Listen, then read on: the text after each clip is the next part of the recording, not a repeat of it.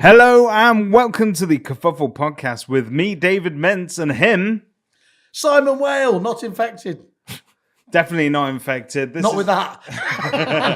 As you can see, our viewers at home can see we are properly taking all precautions. We got merch. We got face masks, Kerfuffle face masks. Yeah, As quickly as I can write them up. very impressive. I've got to tell you, the inside of my face mask smells a little bit like a estate agent. Yeah, I'm getting that. We've taken a different view. So you've gone with the blue side on the outside. Yep. And I've gone on the inside. So one of us is going to live. Vote now. Who would you like to live? I think I know where that vote is going. Well, it's very... there we go. That's better. That's better. And you haven't introduced... Oh, I'm sorry. I've almost... Patient zero. This is patient zero. Mask on for that. This is Milton Jannusch, right? I pronounced that correctly. You got it right. Bang on. Okay, Thank and you he very is here to tell us about his... Did you call him baby? So bang on. Oh, bang on. All right, baby. Bang on, baby. Familiarity. So, It's an Australian thing. Milton... No, it's hence why this disease. No, I'm definitely not saying that. All Australians. No, we'll get into that in a second. Milton joins us from KeyWhere and is going to demo some fantastic Proptech. Is it live as well? This It's is the first live, live. and I actually, somewhere, yes. If you can fit it. I actually think this is amazing. You should be forced to sit through a Proptech demo. What, so that I don't just talk about it? Having tortured people for years with your demos, But we're going to flip it. But obviously, the coronavirus is very much in the news.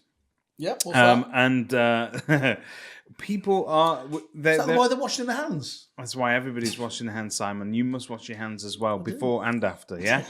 Well, in fact, you must do it during as well. All right? But they are scrambling to find the origins of this disease in this country. So that's patient zero, whoever he is. Yeah. Self-isolation happening all over the place. All over the place. So if you know who patient zero, agent zero is, please write into podcast at kerfuffle.it. We're going to pick them out, aren't we? Yeah, we're going to name and shame.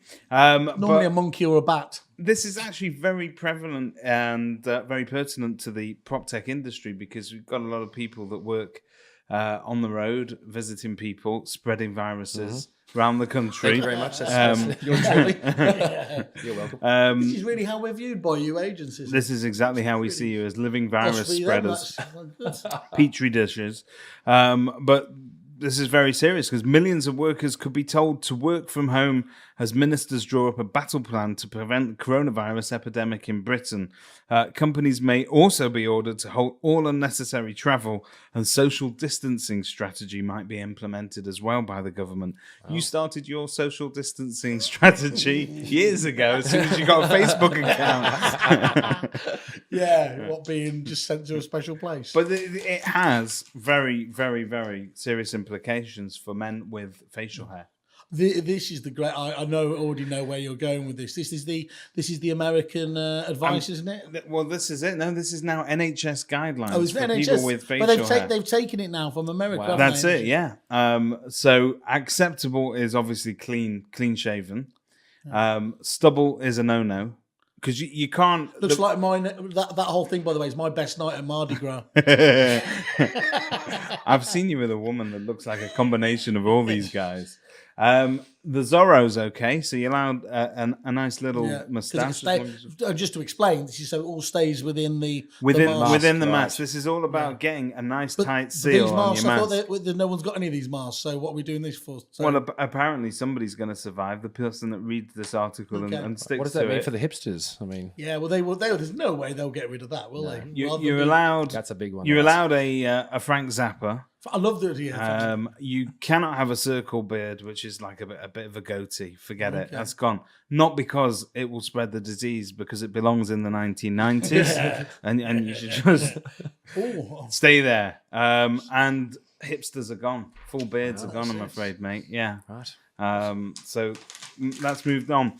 But one of the things that this now means is that we've obviously got a shortage of the antibacterial hand wash stuff. Yeah, so that stuff that you see people so with normally, OCD. Yeah, so you need to, I think the guidelines state that you need more than 60% alcohol That's half the stuff we drink, isn't it? I was going to say. So if you can't find any of that stuff, you can just use Terps. Jägermeister will do very nicely. Take Mad off Dog the top. WKD 2020. Just soak your hands in it. Just going to spend a show just talking about our favourite drinks. But it has, obviously, it's had knock-on effects in other industries as well. Diet Coke supplies are going to dry up because you interrupt the whole flow and cycle of the supply chain. So once China stop accepting deliveries, that kind of has a knock-on It's almost effect. like this just-in-time supply chain stuff is rearing its head again, isn't it? Yeah. So this is Now that Brexit's done, I didn't think I'd see it again. But well here you Wow, go. it's amazing. Apparently we can't get our also, did you stuff. see that story the other day? Just talking about obviously you've been trying to tease me about the Boris bounce, obviously now fantastic. Well, but it's not, is it? Because cider sales are down over the last year. 20 million they've lost, and it's on. And we're heading south as well. So cider or Sorry. cyber? no cider. Cider as in the drinking I can stuff. give a toss about cider. No cider. Stuff you drink on park benches. Isn't that just a popularity thing? It was okay. No, I think it's optimism, isn't it? Isn't it about where we're going? Or would you drink more of it if you thought the economy was going to crap? I don't know. I think so. I think cider I'm is... going to do some research on the way back through through town. If you see Simon Whale sat at a bus stop drinking a bottle of White Lightning cider, Don't please engage. stop. Don't stare. Give him a lift. Give him a pat on the back. Can I just say, I mean, I don't want to get all blasé about it, and it's tremendously... But isn't it just a little bit overreaction, all of this stuff? I mean, it's like, when you look at the comparative amount of people dying from all the other 1,000,001 different things, and they're talking about it's already now having as big an impact, and they're talking about it potentially being as big an impact as 2007 and 8 for... I think over the weekend you saw the markets had already tanked, and now I think this morning they've started to bounce back again. Overselling, I think there is that propensity to sort of over panic a little bit, Yep. but it is serious, and I think that we're seeing stories like this where this is like winning the lottery and getting the bonus ball at the same time. There's a woman that's managed to catch the virus twice. Okay, now Theresa May. It's definitely Theresa May. now this apparently does happen with flu. You can catch the flu virus twice because a novel strain in your body that it hasn't encountered. I love before the fact they call it a novel strain. Like sort of, how novel. I've caught it twice. Simon, you do look sweaty and feverish. What's This is that? the second time you've had a bowler. Very novel. How novel. Very novel. But basically, this is what the virus will mutate, and as that happens, it's harder to sort of kill it. Yeah. They still haven't got that vaccine, or if they have, only keeping it to only the upper themselves. echelons have it. Yeah. They haven't released The it yet Illuminati. to the general. They released these But they are talking about it being a massive threat. Yep. To all those industry types that were thinking of going to MIPIM this year. Yes, well, you did joke about it, didn't you? The last one. I did. And actually, straight out to come out. Actually, big I am names, glad, though, because Kevin Ellis was planning to have a boat, and he was taunting me about it because he knows I get sick on anything. I was thinking about boats. Yeah. Yeah. My stag do, my friends decided that it would be a really good idea to kidnap me. So they did. They put a bag over my head, bundled But no me, one knew. bundled me into bundled me into a boot of the car, and as they were doing that, the door came down on my head, knocked me out clean. I woke up 3 hours later on a boat. Yeah. Shittiest Jason Bourne story ever. With no memory of who he was. This is my. I have to sell property for a living. This is my. This is my agent's. This is my origin story. But I woke up to find out that I get seasick just looking at a It's boat. awful. I can't stand it. Yeah. I can't do it. That's terrifying me. But the big names in property skip industry events. So the first people to pull out of MIPIM were people Collins, like was it? Savills, Knight Frank, Cushman and Wakefield. But now they've actually postponed it for 2 months, which last time I asked you about MIPIM, you said you couldn't go Now because we it can always go. clashes So with we can football. do a kerfuffle trip. June, we're doing a kerfuffle We trip. get to see his discounts. Yes! Hey, go on, get in. And I don't think you have to go on a boat, do you? I think that's where all the best parties are. Why don't you sort of enjoy wearing that captain's I've already got. hat at a jaunty angle? Hello, sailor. Don't start doing all that stuff. What does handkerchief coming out? That San Francisco stuff. You You'd be dying are for that, going to wouldn't you? love that. You're going to love that. But I'm afraid when you do get travelling, China is now going to be banning the eating of cats and dogs. Okay. And I know that's one of your favourites. Well, I just genuinely don't understand why people get so upset by it. I mean, if they've been tortured and, they do the inhumane thing, I don't particularly like the way that they keep them in cages. But just eating cats and dogs, I have absolutely no... I'd eat a panda. I think it's... You'd eat a panda. I'd eat a panda. In one sitting. A whole panda. Did you get one of those certificates? Like the hottest curry. I completed the panda challenge. I wouldn't club it to death. I just want to make it absolutely clear to any of our viewers, no pandas were harmed in the making but if you of do this have episode. spare pandas, not dying anyway. No, but I think it's the way that these rare animals, not cats and dogs, because they're prevalent, but yes, they keep going through. They keep tiger penises and all sorts of stuff all together in the same sort of enclosure. They call them wet zones, or am I getting confused again at the weekend? I think that's a video you watched over the weekend, to be honest with you. No, it's horrible. It's really check out Wet Zones on Pornhub. So they're looking to try and ban that, and if they ban that, hopefully it will stop the spread of these viruses, because that's where they reckon that it's come from in the first place. Yeah. And of course, your favorite politician in the world, and you've got him on your T-shirt today, Donald Trump has controversially put it's not an issue. Put Mike Pence in charge. Just to put this in context, this is the man that has denied HIV and that smoking kills you. Okay, and he just sits very nodding scientific. behind Trump on everything, going, completely. Yes, boss. But he is now in charge of America's action plan for the spread of coronavirus. They said it was a Democrat. They said it was a Democrat trick, wasn't it? Yeah, to stop him getting it was. re-elected. Yeah, so he's a genius. That fella. It'll work. Unbelievable. Yeah, it'll work. Unbelievable. And so that's all the coronavirus news I've got for you. That's cheerful, isn't it? We'll see you next week if we're here. Hopefully. 1 in 3 of us may survive. Okay. In other news, your beloved football team.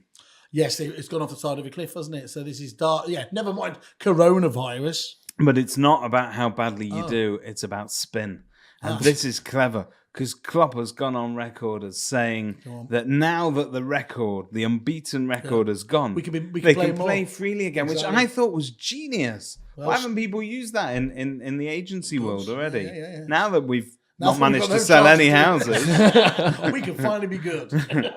This will free us up to do some good stuff. Best to steer away from that. As I said, I'm still a bit delicate about that. Okay, you had some news that you wanted to bring up, I think. Yeah, you did. You definitely did. That was did. Whilst you look at that, I'm going to give you one of my favourite bits of news. Woman 81 trains parrot to torment her neighbours. Okay? In the hands of experts, opera is the most sublime of art forms, but in the hands of an angry pensioner with an axe to grind, a parrot to sing along, it can become a weapon in the long-running dispute between neighbours. So basically, this old woman has trained her parrot to sing at her neighbours, and they've described it as being akin to Chinese torture. However, that's Chinese aren't having a good time at the moment. No, not at all. Everything but Chinese. They will eat parrots. Yeah, okay, fine. But this old lady, what I thought was great about the story was not the fact that she's trained the parrot. It was all the other stuff that she's done. So she's been caught on CCTV 38 times as she smeared grease over the bonnets of the car and van belonging to the couple. In addition, she scratched the bonnet of their Toyota with her ring, placed sharp It gets better. Mine's like that sometimes. It gets better. She placed sharp tacks under the wheels of Mr. Appleton's van and threw dog shit in the couple's garden. Now, I've been angry before. Yeah. I've been described as livid, but I've never actually collected dog mess and then Pretty thrown Patel's it. mum, or was it? But I think that's great. So, how are you getting on with your neighbour now, Simon? Oh, good. No, everything's lovely. I would never, You'd never wind them up to that do extent. anything unsociable on purpose. No, sorry, I just found that story, the one you were talking about there. And again, it's just to take it back to the Corona one. It was that churches, communion wine has been ditched because they've stopped giving out communion wine because of concerns of it catching, which Doesn't show you've got too much faith in your deity, though. So I've got to confess to never having had communion wine. I used to do it at school because I genuinely used to do it and then shake my head to pretend I was getting drunk. Does it taste like pork? It's horrible. No, it's disgusting. It's like the cheapest one you Certainly get. doesn't taste. It doesn't taste like the son of God. I don't know what that's meant to. Probably sublime. I would imagine. Yes, tasty. Lovely. Hello. Hi, is that Andrew? Hi. How are you? All right. You've been chosen at random. No. Hello there. Very It's the random. Kerfuffle podcast here with Simon, David, and we've even got Milton here from Inspect Real Estate. Hello. We always like to throw in an Aussie for extra value. How are you? You're right, Andrew? Yeah, I'm really good. Andrew, you are as it says on your LinkedIn profile, which I always go on as verbatim, you are a real estate analyst into PR journalism as well in this space. And but just on that subject, you broke a bit of a massive story this weekend, I believe, in the Telegraph. Yeah, we've been online agents are well, a bit of an enigma really. But the big story that came was that we finally had the figures that told us how many properties came off the market with Purple Bricks. There's been massive debate about how many they sell, how many they take to the market. But the big bit of information we got was that over 21,000 properties came off the market in 2019.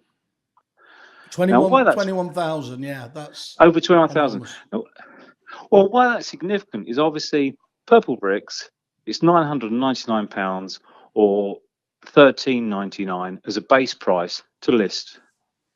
So what we know is that those 21,000 people paid £1,000 or more and then took their houses off the market, and that was £18 million of fee.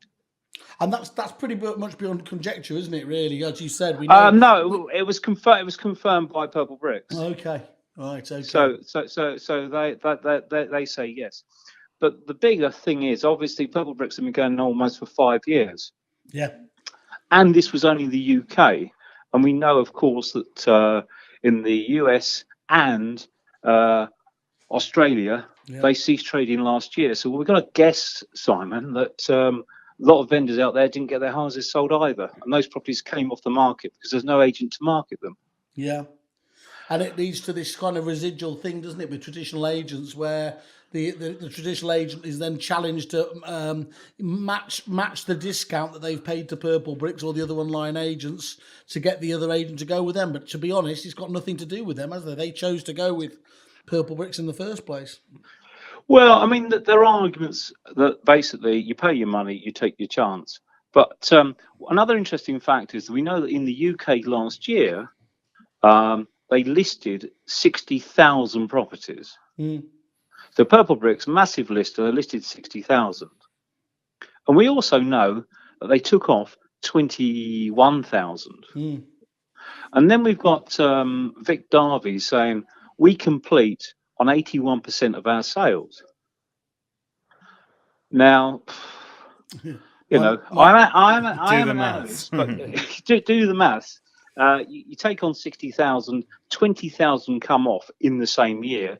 Now, obviously, there's a skew of figures, but I've got to say, for you to complete on 81% of your stock, I think that's difficult. I mean, I was an agent for, I don't know, 30 years. 32 years as an estate agent. I think the ratios are you take 10 on, you sell 7 subject to contract, and 5 go through. To take 10 on and complete on 8 would, I think, be quite difficult because I think people just sometimes take the house off the market because they're not moving. So it's almost Diane Abbott 120%, isn't it? Sort of statistics. Yeah, I mean, people say I hate Purple Bricks. I don't. I just think it's bad tech because I do an awful lot of work in the Proptech area, which is, you know, digitizing processes and making life easier for estate agents. Yeah. It isn't duffing them up, and it certainly is not saying, oh, you're going to lose your jobs. But the trouble with estate agents, I'm mid-50s, is if I still had the day job and I still run an agency and someone comes to me and says, oh, I've got a bit of tech here, it's going to make your life wonderful, I'd go, oh, get lost. you're trying to sell me something that I don't need, and I'm too busy selling houses.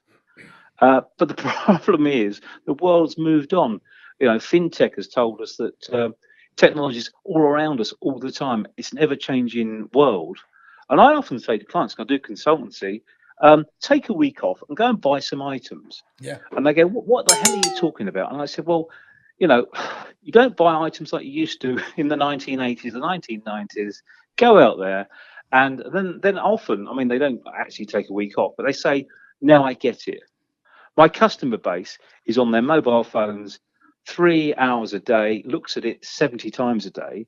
If I'm not communicating with my buyers via, a mobile, then how are they even going to know about me? Yeah. So I think Purple Bricks is good in the sense that it said, hey, the old model is old, we need a new one. And obviously, Countrywide, which I've got to say, I was a little bit involved in that, calling them a dinosaur this week. I love Countrywide. I used to work for them in the 1980s, but they've lost their way, so they've got no tech. And I would say Purple Bricks may be bad tech.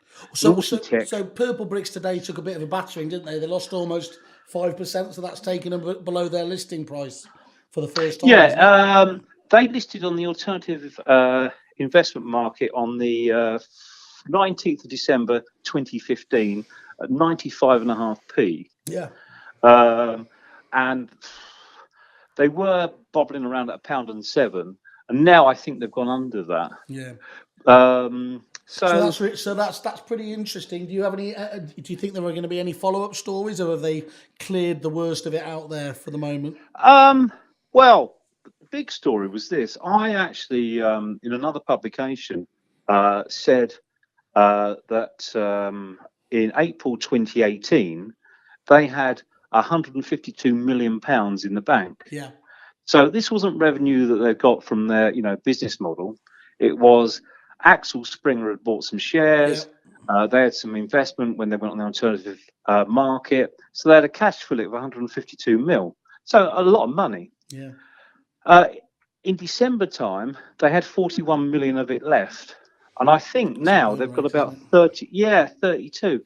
So I think even though they're getting all this money, all this cash flowing through them, it's more expensive to be an online agent than a traditional agent. And that's the truth. Yeah, who would have thought? Yeah, and who would have thought that? Because basically they don't have any salespeople. They have listers, but they don't have a big sales force, and they don't have offices, and yet they're more expensive than traditional agents. It's crazy. It's an amazing little scoop there, Andrew. Will you do us a favour and stay in touch with us over the weeks and months to come, and let us know any more of these? Yeah, absolutely. Anything that's coming along. I think agency will change, and I think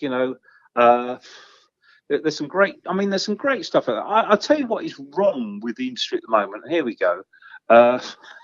I was at the National Association of Estate Agents a few days ago. I believe I actually bumped into yourself. You did. Got a lovely Kerfuffle cap that the dog now wears. That is what's wrong with the agent with the world. Just to be clear, that's for the head.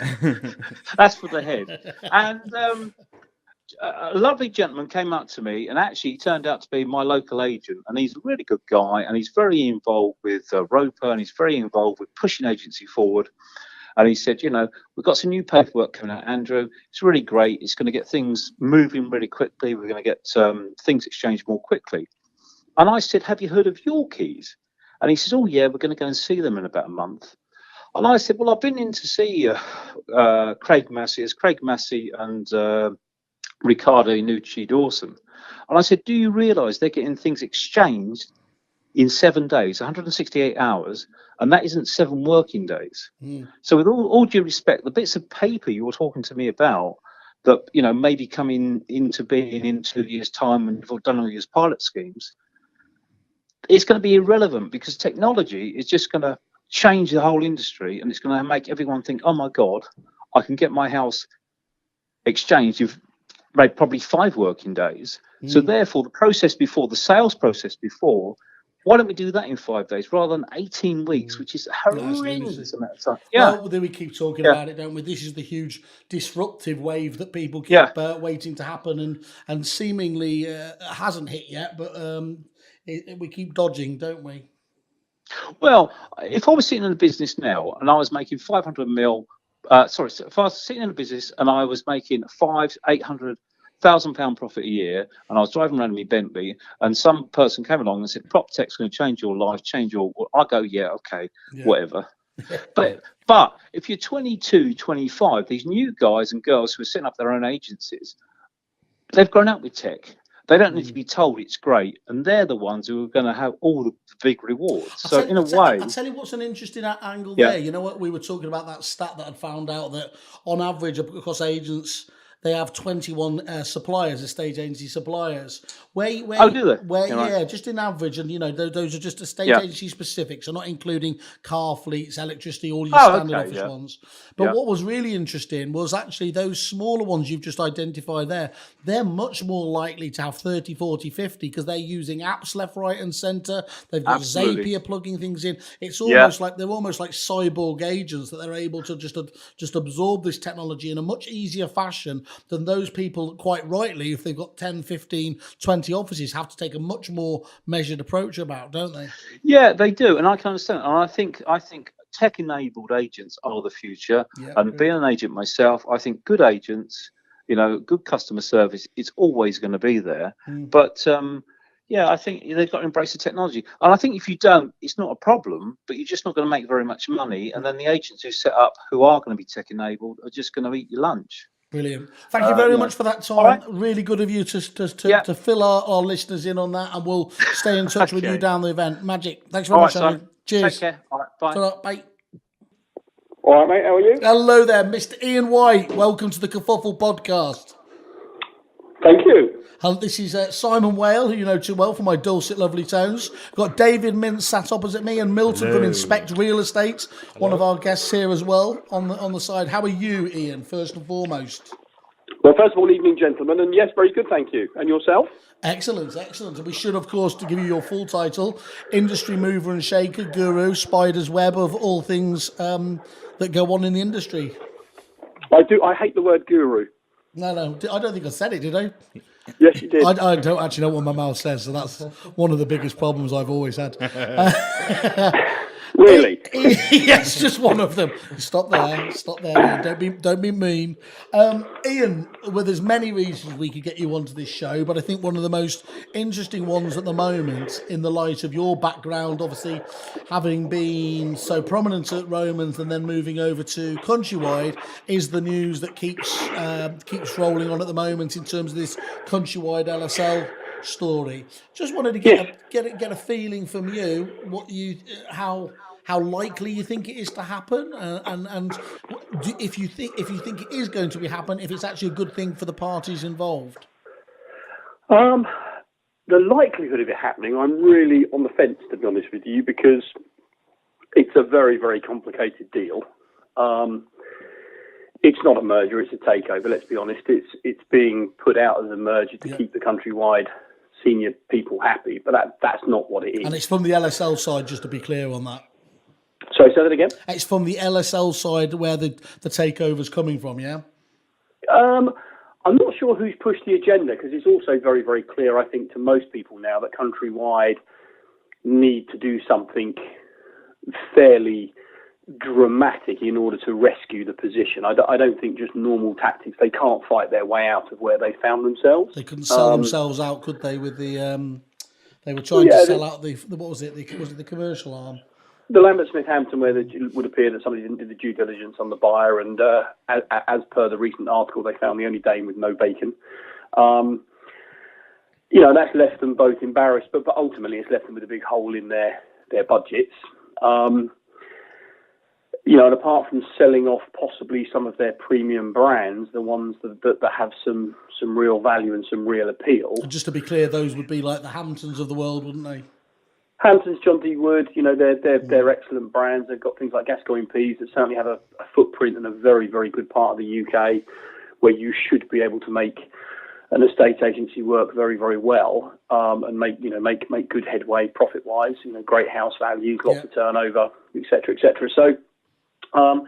I think it's become very clear that Countrywide have to do something dramatic, whether that be a complete and utter change of their customer service offering, which would be brave, selling off large parts of the business, which would be obvious, or in this case, what's being dressed up as a merger to find some significant savings across the management and other, elements of the business, because clearly there would be offices that would be duplicated, there would be staff functions that would be duplicated, and a lot of that would have to be, or would presumably be stripped out to make both businesses more efficient. Is that horrible word, rationalisation?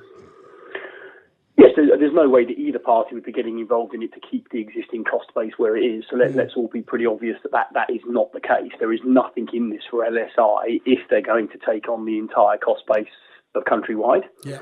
That makes no sense. Countrywide don't have anything in their infrastructure. Excuse me, I've got hiccups. Countrywide don't have anything in their infrastructure that would supersede what LSL have done or are doing. They seem to be slightly ahead of the curve in the structure and the strategies of their business. So I can't. I mean, will it happen? Is there any risk from the CMA at all? Is there anyone saying that you can't, they won't be able to do this because of literally the size of the company, or is that not a factor? Do you think? I don't think it's a factor. I mean, you wouldn't be the first person that's asked it, but I mean, on the grounds they only represent about 10% of the market between them. I can't see that that's relevant. Okay. Stupid question, really. In their peak, Countrywide would have held. I mean, there may be some individual towns where the CMA may have interest if they genuinely occupying all of the brands, but I as an entity to stop it happening through the CMA, no, I don't see that as a. I don't see that as being an issue. I just struggled. The bit I struggle with is why it's of interest to LSL, yet they appear to be the ones pushing the agenda. I can't see why they do it. They're moving along reasonably nicely. They've got a much more agile, quicker thinking, or appear to have a quicker thinking, quicker manoeuvring board. They're not saddled with huge debts. They're not making. They haven't got a big tail of offices they have got loss-making offices, but they haven't got a huge tail that's causing problems. Got a huge rent roll though, hasn't it? Countrywide, to be fair, still is it 120,000 properties? That's still got to have some value in it down the line, hasn't it? Well, I think the only thing I can think of is obviously the 120,000. Although I'm not sure those numbers are correct, but yes, there is a huge rent roll, and I can see that as an advantage. And I can see that their mortgage business may have some interest. Yep. I can see it. But as an estate agent, a chain and a network of estate agency businesses that is outdated, outmoded, not particularly well staffed in the main, doesn't have the champions of our industry running many, if any, of its offices, and has terrible infrastructure problems that need sorting, both in terms of technology, management, leadership, and everything else. That's definitely not what they're buying it for. So I think the rent roll is one of the answers. I think possibly the mortgage business is another. And there could be some rationalisation that make both businesses more economical in the future to run by sharing or removing an awful lot of cost. But I should avoid doubling down and investing in those shares just for the moment? It sounds like just the type of share you would buy. I've already bought the share. It depends how brave you are, Simon. But brave or stupid? A lot of people talked about not investing in Countrywide when the shares were 7 or 8p. Well, they've done pretty well, haven't they? Despite the performance of the business, they've actually done okay. Yeah. So share prices have always been very different to ground floor performance. And if a takeover stroke merger took real hold, they obviously have to acquire those shares, and I suspect you would see the shares go up by inertia alone. So you could argue, I'm not qualified, please, anybody listening, don't go buying shares on my say-so, but... I guarantee Kerfuffle listeners, again, Iain White, share expert, has said, this is the one you want to double down, mortgage your house, do whatever you need to do. Well, imagine having been in for £1 million and double downing when they were 7p and putting in 2 million. Just imagine where you'd be now. Yeah. So Countrywide hasn't been a real problem for it. Well, it's been a problem for some investors, but not those that have been able to chase the market down and keep buying as they went down, because they would have secured their position. It's gone up by so much now from 7p. What are they now? I haven't looked this morning. £3 something probably. I can't remember where they are. Does anyone know where they are? Has anybody looked? I was having a look earlier. Let's just have a look, see where the. No, I don't want to look at that. That's your web browsing history. You can come across. Just delete that. That's, LSL that up to just up 63. We're Countrywide. For some reason, I've got pets at home. That's not relevant. I don't know where it is. Where's Countrywide? Simon, you don't own a pet. Yeah. What's going on, man? They're just slightly up there. Nothing much. What are they sat at? 305. So anyone that bought them at 7p has done very well. So I don't know. I mean, I think for the sake of the industry, a great name like Countrywide, I would like to see it survive. I would like to see it survive in a very different mantra than it currently is, because I don't think it's doing an awful lot for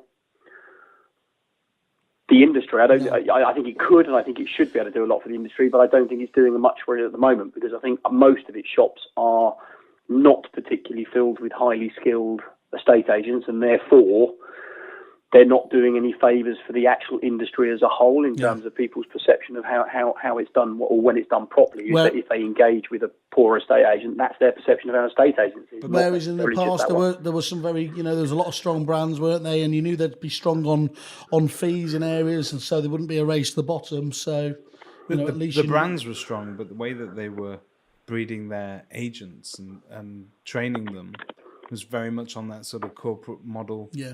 And you tend to find when it filtered down to the negs, they were extremely unskilled, and the turnover of staff there was tremendous. You wouldn't know who you were dealing with from one day to the next. Yeah. Okay, Ian, again, thank you very much for that expert view on that. Be interested. We'll catch in with you from time to time if that's okay, as that story develops. Yeah, no worries, guys. Enjoy the rest of your podcast. Is it a podcast? Yeah, podcast. Oh, it is. Right? Yeah. Podcast. We've got everything here, Ian. Okay, enjoy. Cheers, guys. Cheers, bye-bye. mate. Thank you very much. Cheerio. Bye-bye. Lovely. Any of you use WhatsApp for business? I know you hardly ever respond to WhatsApp. WhatsApp's one of the few people you can get me on. Yes, I am a big WhatsApp user. So estate agents have now been warned over WhatsApp rules in what they call a ticking time bomb. Thousands of estate agents who use the free version of WhatsApp on their smartphones to communicate with customers are exposing themselves, and not in the way that you think. That is what WhatsApp usually for. Well, that's usually what you use WhatsApp for. They're exposing themselves to prosecution by WhatsApp and could face regulators over GDPR and privacy laws, it has been claimed. The use of WhatsApp within the sales and lettings industry is now widespread, but now many agencies from small independents to large corporates often have no idea that their staff are breaching the condition of WhatsApp's T's and C's. Most estate agents assume that the hugely popular free version of the app, which some 80% of people between 18 and 24 all use for their own personal smartphones, they're assuming that is going to be compliant, and it's not. There is a paid-for version. But surely that doesn't contravene the GDPR bit just by itself. We're going to have to find something out. There's got to be more stuff, because that's just a communication tool, isn't it? It's not. Well, here's the pitch. Are you ready for it? According to Paul Gandar, whose company Stitch enables agents to comply with WhatsApp's new rules. Millennium Bug story. By the way, if anyone calls you following this podcast, 10% to Kerfuffle, my friends. And they can be GDPR and privacy law compliant. He says thousands of agencies across the UK are unaware of the new requirements. Well, thanks to the Negotiator magazine and some paid-for advertising, they now are. Right. What else you got for us? I've got some gems. I'm a little bit worried about you. Yeah. Is this a mental state, financial state? Latest on the future of referral fees, including this isn't good, is it? Announcement expected shortly. So, industry regulator, the National Trading Standards Estate and Letting Agency team, it's got a really catchy acronym, NTSELAT. I think that's what it's called. Has been off, which is brilliant. Has been monitoring agents' compliance with their guidance on disclosure of referral fees over the last 12 months. And together with the Property Ombudsman, it has also recently asked agents to participate in a survey to assess agents' awareness and uptake of referral fee guidance rules. Now, they're going to have some real problems in implementing this, and we're expecting some major news on it. But they're basically saying that this is going to take the goodness out of the industry. Some comments on that online. Agents are in fact split into 4 camps, according to one bright spark. Those who refer customers onto third parties and receive referral fees and don't care about the quality of the conveyancing service that the public will receive, as the payments they receive total a massive amount and is too tempting. Those who refer customers onto third parties and receive referral fees and do care about the quality of the conveyancing service the public will receive. Those who refer customers onto the third parties and don't receive any referral fees at all, and those who don't refer customers onto third parties. But you said that's about me, because actually isn't the real highlight of this story is that this is, again, just agents being victimised, because I, as a technology person, that's not going to apply to. No, and I think it is about agents being victimised, and I think that... One more punch. You know, sat there, rope a dope. Well, what more can they hit us with? They've taken all the goodness out of it. Yeah. But so the issue is here, and you're going to talk to us in a minute about where you've been last week and this week. But the issue is, and I've always said this, is that we have no real voice for our agency. That for the thousands of agents up and down the country that is actually lobbying on our behalf. I think they're not lobbying; they're just being ignored. I'm not sure that's the case. I think if you cozy up to people in Parliament because you want to become a regulator, so if you are the RICS or you're ARLA or the NAEA, hello to all of Simon's friends in all of those industries, but if you are from any of these places and you've got one eye on whether or not they're going to appoint you as a regulator, you're not going to put on that kind of pressure that's needed. Yeah. So if we've seen the industry come under fire, and we've seen money being taken out of agents' pockets every day, and the job that we have to do made harder. Now, some of this regulation is great. So when they talk about bringing ROPA in and all these changes that they're going to make, some of it's fantastic because we've gone unregulated forever. But the other point is we've got nobody that we can actually trust to stand up for us that we don't feel has a vested interest one way or the other. We need a hero. We need a regulator. And I have been petitioning Simon Wales to be that hero because we need to see his face in Westminster more often. Okay, if there's a man that they will listen to at Parliament, it's you. As Trump said in 2014, I'm not running, but thank you, David. Watch this space. But seriously, if anybody has had thoughts about becoming, I think we need pressure groups and we need lobbyists and we need people that are going to come into play. That these things usually play out because you think about tenant fee bans and regulation, they did come into fruition. So they're bringing this in now. There's just the start of something that will not stop and it will come into play. They made it clear that they see traditional agency as behind the times and because of that stopping the consumer. So they put all this faith in things like the online agents, which as we've just been discussing earlier, it is unwarranted, isn't it? Yeah, absolutely. Certainly where they are at the moment anyway, yeah. But your issue is that what they'll do is they'll ask a bunch of questions very vaguely, not to everybody, and because they're not reaching every agent, because these organisations don't speak to every agent. Based on a survey of 7 people. There's only one organisation in the world that speaks to every agent,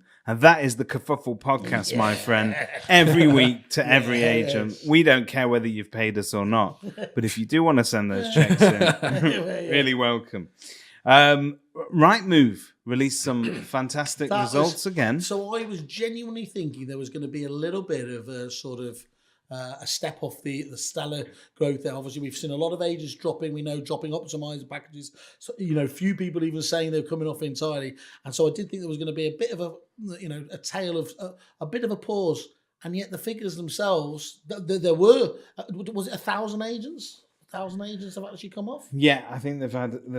I think disappeared. It may be even more than that. I can get you. And the yet the figures. margins have again straight through the roof, and everyone's out there unsurprised, obviously talking about still 73, 75 profit margins. Wow.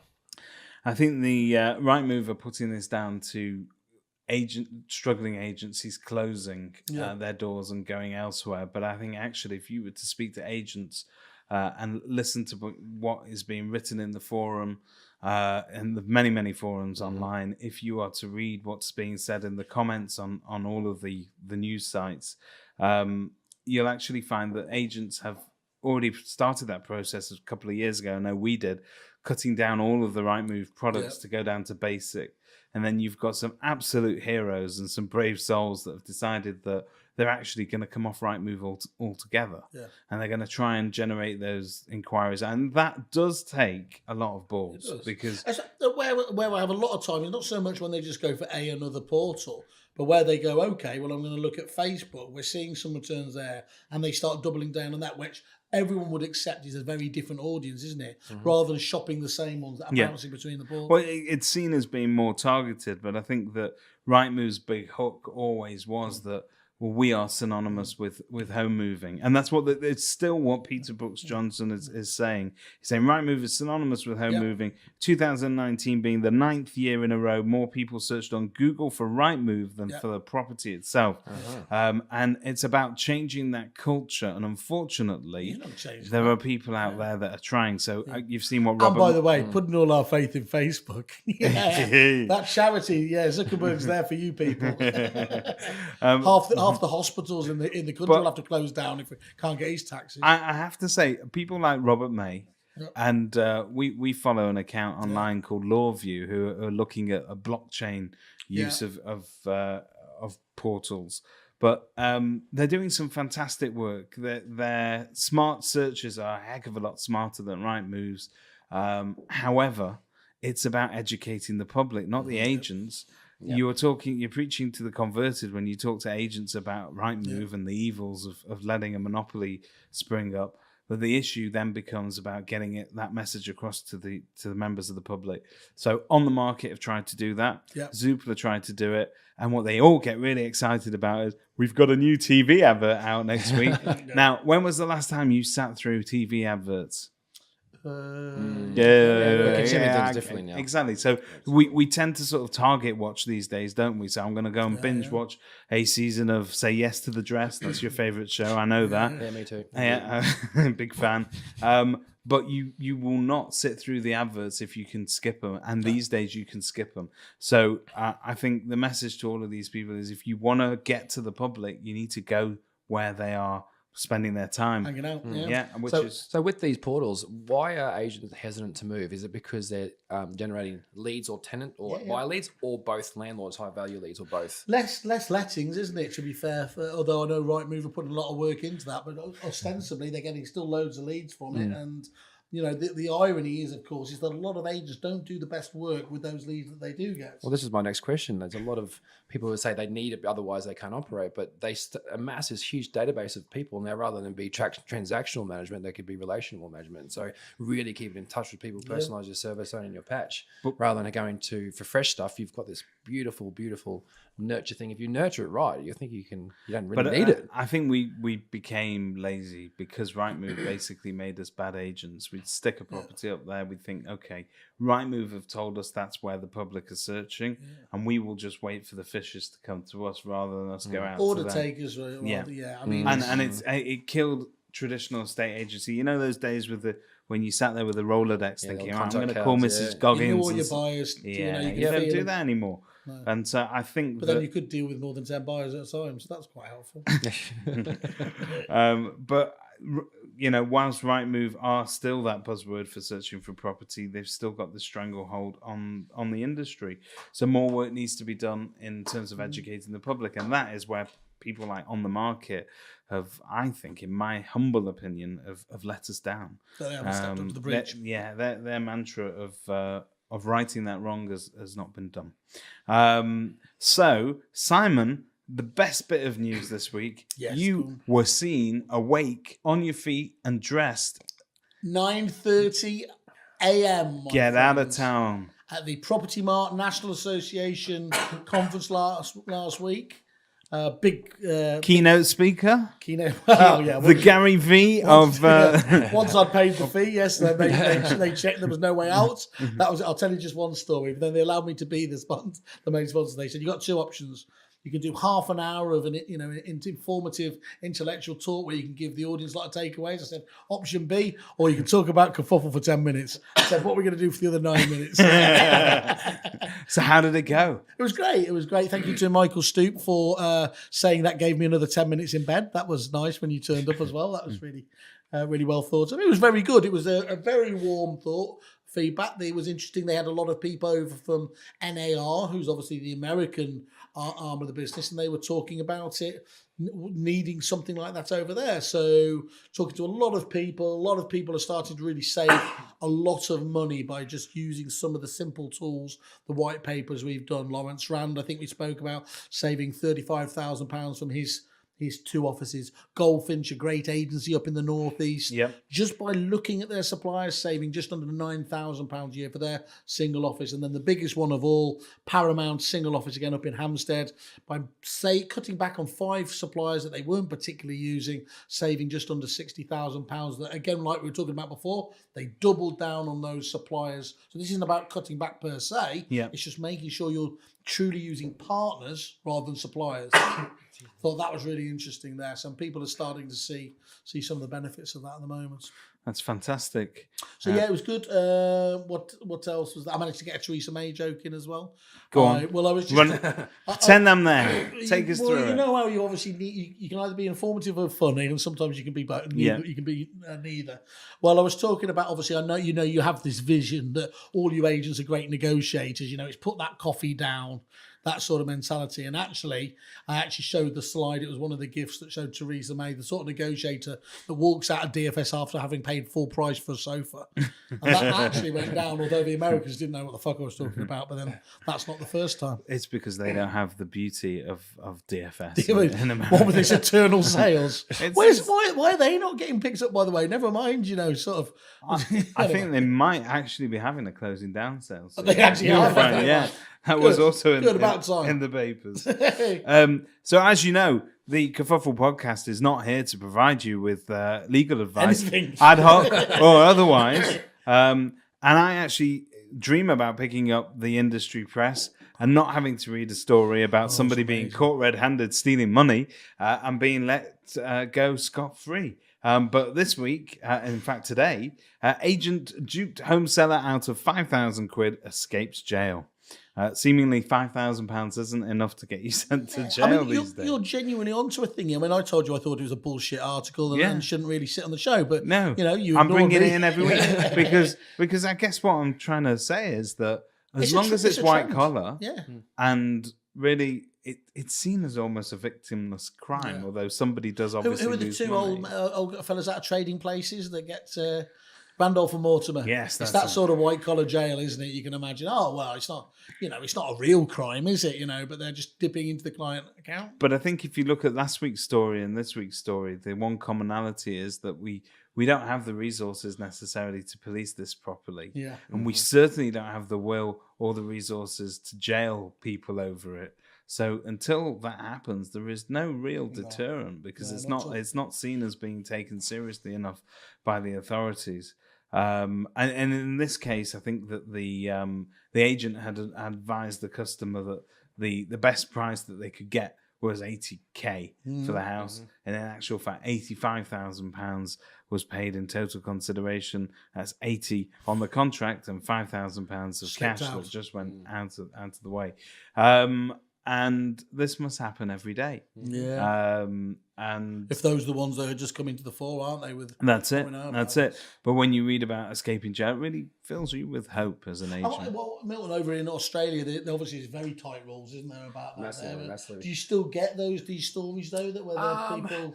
Having not been there for a while, I would say yes, but I think we're gradually adopting you, aren't you? Yeah, kind of. I think you're losing the intonation at the end of your. Yeah, it is. Yes, thank God for that. But I think what's interesting, what you mentioned, is you can have all these regulations in place, but if no one's actually policing it, who is not self-regulated, but it's government-regulated body overseeing the industry, then why all these rules are in place. They're just sort of that police, but no one's actually going to police them. It's just like Guidelines. best practice, please. Yeah. But no one's actually policing. Well, So people were just skipping. I mean, not naming names, I saw some agents up in the Northwest, and on their website, they're still charging tenant fees. But no one's actually policing, so they are getting away with it. That's so very We start to move towards the old Dubai model, where I know this for a fact, where they literally dip into the client account to buy themselves a Porsche or something like that. It is proper Wild West there in terms of stuff, and if you can't do that, then the trust will go out of it, and everything's going to explode, isn't it? Purple bricks are again in the news. I know you hate it when I talk about purple bricks, but I have to every week until they're gone. Need to get it out. Purple bricks in new claims, fresh claims, about £18 million of fees made in 1 year from unsold homes. Yeah, that's So traditionally, purple bricks' model, for those of you that don't know, a lot of it's based on taking fees up front and therefore save all that money. save it all. Save but it. you are basically paying somebody to list your house, not sell your house. And therefore, after that, the incentive's gone, the cash is gone, and £18 million. And then if you believe it in the adverts, a cake in the face or something would happen, wouldn't it? And you'd look all stupid about going with a traditional agent. However, Simon, no one watches adverts anymore. That just proves I do. There you But go. then I've been on the dole for 2 years. But in other news, and I think I sent this to you earlier today, Purple Bricks' Facebook page was taken down over the weekend totally. People and are trying- remains down. And this follows a pattern of agents removing their online presence Yeah. when they get bad As feedback. soon as you start getting it, I mean, it's a risky road, that, because it really makes people who have left them, turns them into zealots, and you're either going to be on social at some stage, and these people are going to find you no matter what. So If your estate agent isn't on social media, they are not the right estate agent for you. If they have no ability to leave a review, there's a reason for that. Yep. If you cannot find them on Facebook or on Google or on any of the numerous reputable online review platforms, it's an enormous war. move on. Zone, Would you book a hotel without, in Tenerife, that H10 place that I don't know, just it depends closed if down? it's one that you're obsessed with, these book by the hour dirty things. That, With plastic sheets or I something. only need 10 minutes. plastic sheets. I've heard that from a reliable source. But actually, spotted online this week, so indeed.co.uk have a potential to leave a review about employers. No. Okay, so basically, if you Well, what's the previously big site though? There's one that already allows you to review your Glassdoor? exactly. Glassdoor, Glassdoor. And does it. businesses, despite Yeah. a lot of bad businesses do, because you're out there being saying our clients and our staff are the main thing, They're so and happy then that- people but, just yeah. jumping on. well, that. Slagging them. listen to this. So Go on, I must state that this is unverified as far as we're concerned. Yep. Ex Purple Brick employee review. I had no checks or information taken, but immediately started work without training. I was given no support or help, even when I asked for it multiple times. A very stressful job. Had people calling all hours of the day to my personal mobile. Such a relief when I left. All right. Wow. And thanks to Mark Smith for sending that in. Okay. Now, another former employee from the Northeast who can't even write in full sentences, just a number of bullet points. Awful. Factory of valuers who never stay long. Extremely high turnover of staff. Chargebacks to self-employed LPEs are unjustified, unreasonable, and unethical. Underpaid, lied to, bullied, abused. Drug culture. Now that got my eye. I thought. You sure this isn't a job advert? I thought it was a job advert at that point. Drug culture and 70-hour weeks. Well, if you're working 70 hours, you're going to need a decent drug culture to keep up with that. Rather than those Europeans in Corbyn trying to make us have 3 days off. Lack of support, overwork, non-compliant with the HMRC, directors are incompetent, and they have a great blame culture. Ambivalent on the HMRC one, to be honest. So I actually think those are all great reasons to join an organisation like that. But this is it. We've said this before. You live and die by your You're own. still got to be very careful with those Glassdoor ones, because I mean that is where well, anyone going out the door on it. It's basically the equivalent of disgruntled tenants leaving reviews as well. So we must state that this show in no way endorses any of the reviews left on there. We just but find it it makes funny. you think, doesn't it? Okay. Other hot news, and one of Simon's takeaways from the NAA conference. Basically, everybody's talking about ways to speed up the selling process in the country and for it not to become derailed. And reservation agreement trials are coming out. So we've already touched on Gazelle, which I think is doing a good job. So the news is that the Minister of Housing and Communities Local Government suggested that trials will begin in the first quarter this year, but this has now been delayed. Matt Pryor, lead officer on buying reforms at MHCLG, another really nifty named organisation, updated delegates on the issue at the annual conference of the National Association of Estate Agents. He told agents that his department was still awaiting consultants' reports on the feasibility of the trials. But basically, I think what this comes down to is getting people ready to sell, which in Australia, I understand, is the way it works. Right? I think it's the right way. It's one of the biggest transactions anyone makes, and I'm probably repeating what everyone says every single time. Like, it just gives no certainty to the process. I was completely kerfuffled or bamboozled when I got here and see people saying sales progression, that's a role. Like, I don't get it. Chains, people fighting at five up and it all falls over 5 down the line. And it doesn't make sense to me. That's not fair. It's not right. Particularly for salespeople and businesses, that you put in so much legwork into that process for it to all fall over. You look about some of the best agents on the East Coast in Australia. You got a month campaign, and you were talking about they will be competing about. We've only been on the market for 14 days, 18 days. They come over and see with some of our best. And it's just factors of months that they just can't. They can't understand how it can be so. Yeah, and then so and then you start to talk about fall through, and they're like, fall through. Yeah, and this is it's just a foreign language. It really is a foreign language. So yeah. So back to the industry press again, and I did promise you a story about a Ferrari, didn't I? Did you? Just about 2 minutes ago. One of the first signs of coronavirus is a lack of memory. Wife of ex-Yopa employee guilty of fraud thought his Ferrari was a company car. Now that's a hell of a job, isn't it? But this guy was paid $60,000 a year and worked for the national firm Camelot. So I think Camelot are behind the lottery, but they're also behind Yopa as well. He defrauded Yopa out of £505,000 and Camelot out of £960,000. Wow. And is now awaiting sentence. He'll probably get off. Yep. 5,960 is relatively in the same ballpark, right? Yeah, I think so. It's kind of big money. But again, his wife had no idea about this. They never do they? And the vast amount. If you do it right. Hello, Simon's wife. There'd be a bigger fraud going on there if I had a wife.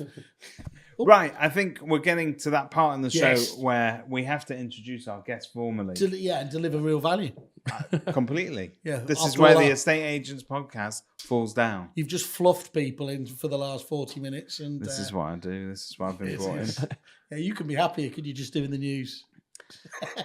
I see myself as the Trevor McDonald of the industry. Yeah, I do very much. A Jewish Trevor McDonald. You called me a Jewish Ricky Gervais.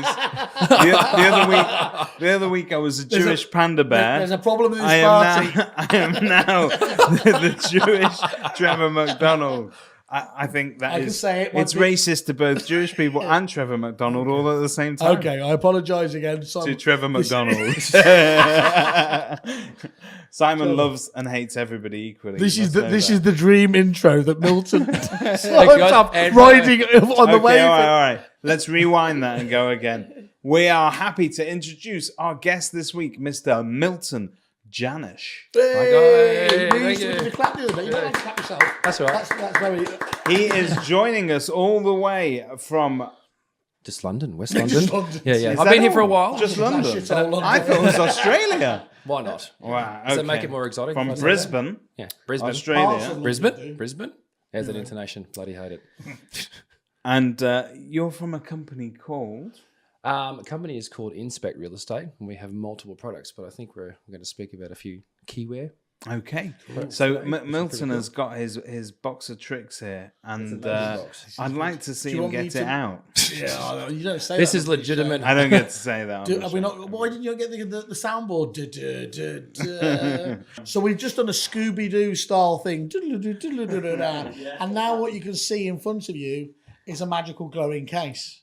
Now, this probably needs some explanation unless we're going to say goodbye at this stage. It's not the control board at Chernobyl reactor 1, is it? No. So these are the coronavirus cases. He's going to live. He's going to live. There's Mr. Simon Whale. Flashing red. That's not for that. That's it. Well, he's got my length right. Take us through this fantastic bit of kit. So let's deal with what the issue is first and foremost. Absolutely. Thank you very much. Thank you very much.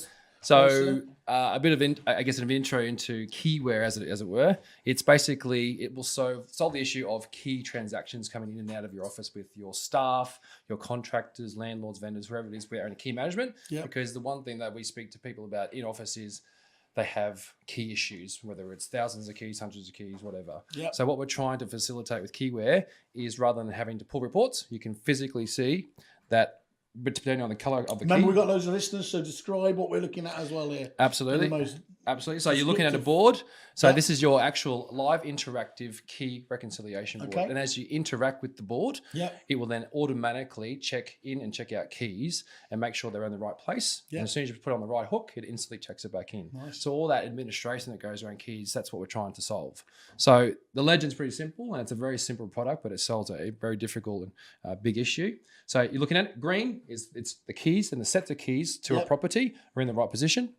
Now, if it goes to blue, and we can do that, it's simple of who's got the keys. So it's who's the property you're taking, who's taking the keys, and who they're going to. Yep. And you create loans, so I know which keys to take. Okay. As soon as you take that key off. So you typed in something there on your laptop, just saying that you were, that as you would do in the CRM system or what you're using there, that's telling you it's now going to be passed out to an individual in the business. Yep, correct. And that's changed it from green to blue. Yep. Instantly visualised. Even someone as thick as me can picture out what's going on there. Thank you for... No problems at all. So when you didn't even breathe there. Perfect. Hang on. So when you're at that honeymoon period of your marriage, when your wife still let you have keys to the house, you could hang them on here and never lose them. This looks like what it's like when I gave it to my mates. Perfect. So what I've done there is gone, this is the property, who's got the keys, when they're due back, and the loan gets created. The blue visual is now that loan's created, and I've actually received a transaction of, let's say, I've collected the key, and it could be from the agent. So that is the receipt of the checkout. The full audit log, basically. Yep, absolutely. So if that was to go overdue, then it communicates all the overdue. So via email and SMS as well. So they'll go purple, which is the color code. Yep. Now, when the keys come back in, what typically happens, people will sign them back in. They'll sit on someone's desk. Even with software, that happens because they don't go on the hook where they're actually supposed to. So with KeyWhere, we're mandating that process, because all you have to do to check it back in is say, where does it belong, KeyWhere? And it tells you where it goes. Now, that's traditional. So you just click to the bottom there, and it essentially just a bit like some towel lockers and things like that, don't they, in gyms, I believe. Correct. Have you ever been to a gym? I don't know. I was totally getting there. It's like me asking me to talk about morality. He went for the free towels, right? In a minute, I'm going to ask you, why do estate agents need keys? Perfect. So what you're looking at there is the next color code, which is red, which is what we call missing or illegal loan. So that's not really a deterrent to keep someone from taking the keys off. So it goes red. That's first deterrent. Second deterrent, there's an alarm, which we've disabled for the demonstration purposes, which goes beep, beep, beep, beep, beep. So it actually get put back on the actual hook. Yep. Now, part of the tech that we have, an instant SMS can go out to the branch manager director within 3 to 5. 7 seconds has been the tops that we've waited for a text to go through to say that key's leaving. Now, the fourth deterrent, because everyone's got their own KeyWhere app, as well as their desktop using, we can actually track to see who looked at these keys if they're going to just take them out. So we can track them for those 4 deterrents. Now, that doesn't stop people from taking it, but it definitely encourages them to check best practice. Because everyone's going to know who had it. There's no... Absolutely. Yeah, okay. You can name and shame. And so talk us what goes on in most agency offices at the moment. So at the moment, you turn up at an agent, and if they're doing things by the book, they will have what's known as a key book. That will have a bunch of addresses and codes, and each key will have a code. So if you lose those keys, it cannot be traced back without the book. However, it's notoriously inefficient. So people will come in, you may sign it out, put it back on the wrong hook. That happens a lot. So, well, most of when I go back to that, when you go backstage at an agent's, there's something that resembles like a Raiders of the Lost Ark sort of, all these keys hidden all over the place. If you shiny stuff. You get things shot That's at you. it. But very often, as you know, a 69 can turn into a 96. Exactly. Right? Zeros are right. How many times does that happen? So The really cool thing about this is it doesn't matter if you don't know where the keys go. You can ask it where to go and it'll tell you. Or if you put it on the wrong hook, KeyWhere will actually say, it was over there. So key management becomes a bit of an... So it's a cheap game for kids as well? Absolutely. It's child's play. Child's play. We were gonna have a little game of battleship. Okay. Perfect. So there we go. So this is extreme cutting edge then, is it, in terms of what your knowledge of what you've seen in the UK so far, obviously? There's different key systems, peg systems, pads that you run things across, and they're all good systems. And it's just to reiterate what you were saying was every key management process is completely fine. And the idea is if you're following it to a T, then it's perfect. You know, don't invest in tech because you've got a great process. However, if you're doing heaps of admin just to do reconciliation, or you are losing keys and all those things that just equate to administration behind your processes, then you need so the dirty little secret of estate agency, and this is globally because I've spoken to Milton about it. You used to have a bucket, I think.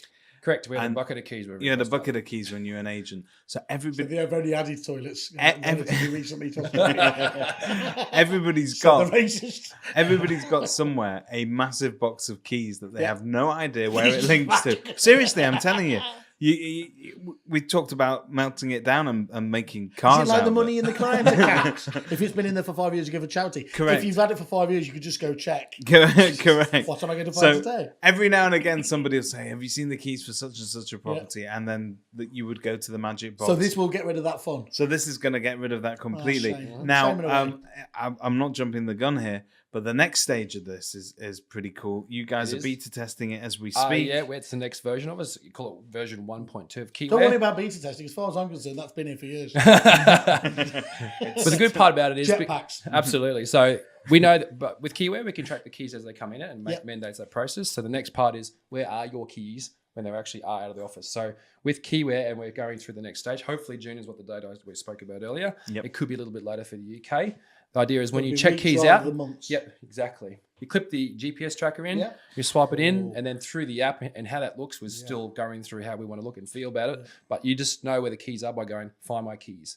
Because the GPS tracker will be a static battery that when you want to find them, because it's overdue and you can't get in touch with that particular contractor or whoever it may be, or the repeat offender, you'll be able to exactly work out where the keys are. So the presidential suite at the Hilton Hotel on Park Lane in London. That's put it in your wife's pocket. Good looking neg. Sorry, that was very Wales-themed, that wasn't it? That was horrible, Mr. Wales-themed.